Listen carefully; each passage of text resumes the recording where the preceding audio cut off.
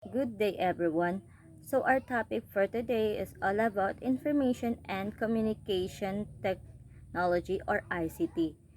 Ay mahalagang kasangkapan sa development communication dahil pinapadali nito ang paglikha, pag-imbak ng proseso at pagpapadala ng information gamit ang makabagong teknolohiya.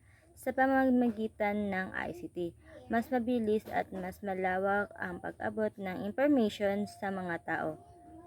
Ang ICT ay koleksyon ng mga electronic na kagamitan at system tulad ng computer, internet, software at telecommunication na ginagamit para makipagkonekta at makapag-process ng data. Pinagsasama nito ang computer, network, audiovisual system at telephone upang magkaroon ng global real-time ng communication. Ang mga pangunahing bahagi ng ICT ay number 1, hardware. Ito ang mga pisikal na kagamitan na ginagamit sa ICT, halimbawa, smartphones, computer service, router at iba pang network equipment.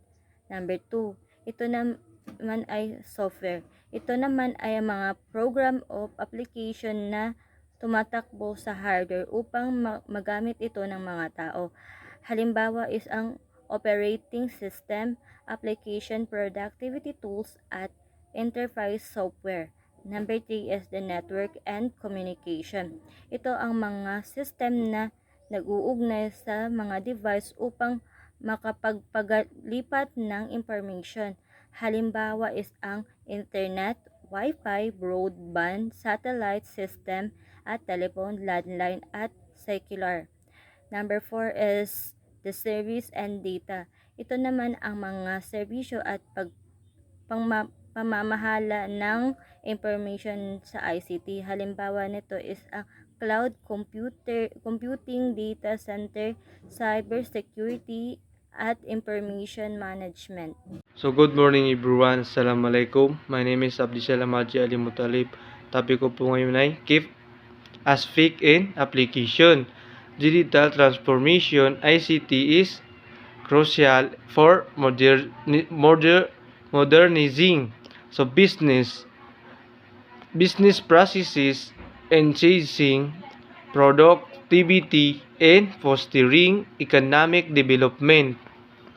So keep ASFIC in application, mga pangunahin, apekto at application ng ICT. Ang information is communication technology. ICT ay ang pagkalahatang termino para sa lahat ng teknolohiya na ginagamit pangproseso, pag-iimbak at pagpapalit ng impormasyon. So digital transformation na pagbabago, ano ito? Paggamit ng ICT para sa baguhin ang impormasyon ng negosyo. Negosyo mula sa tradisyon patungo sa digital. Bakit mahalaga?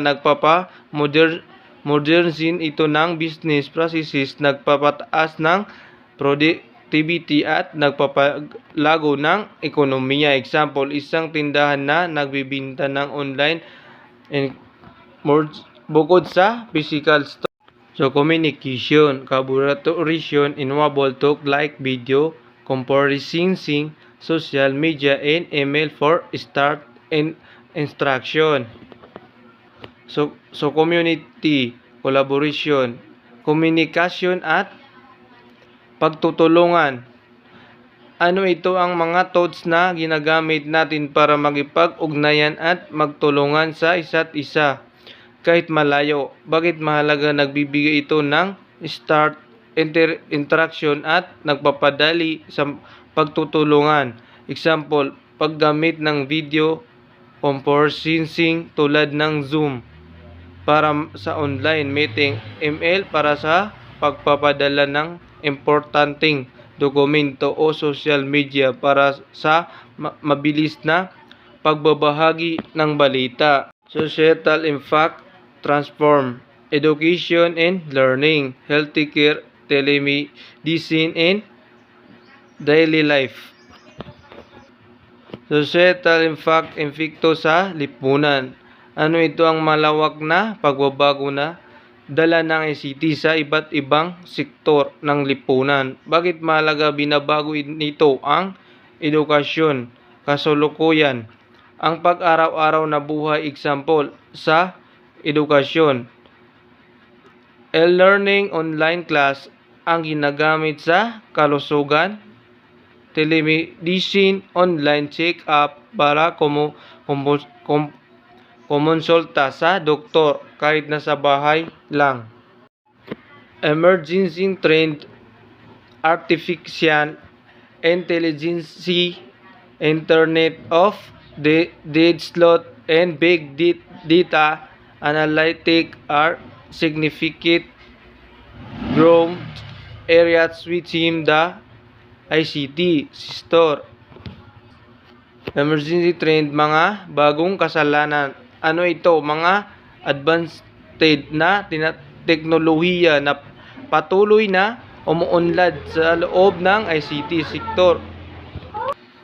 Bakit mahalaga ito? Ang mga driving forces ng innovation at growth.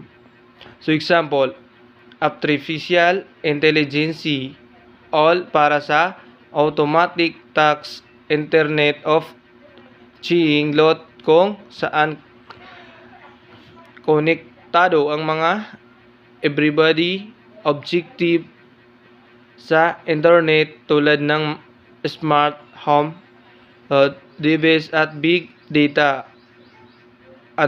analytic para sa pag-analyze ng malalaking impormasyon. North Carolina Central University significant the ICT sector in replying expanding with significant job growth in areas like software development, cyber security, and data analysis, acts as backbone for modern infrastructure of offering incidents efficiency while presenting challenges related to data security and digital inclusion. Significance, kahalagahan ng ICT sector. Ang ICT sector ay mahalaga dahil rapid expansion and job growth, mabilis itong lumalago na lumilikha ng maraming trabaho sa software development, paggawa ng apps, cyber security, pagprotekto online at data analysis, pag-intindi sa datos, backbone for modern infrastructure. Ito ang pundasyon ng modernong infrastruktura, nagbibigay ng ICT of efficiency, mas mabilis at epektibong serbisyo sa halos lahat ng apekto ng ating buhay. Challenges, nagdudulot din ito ng hamon tulad ng data security, pagprotekta ng personal na impormasyon at digital inclusion, pagtiyak na lahat ay may access at kakayahang gumamit ng teknolohiya.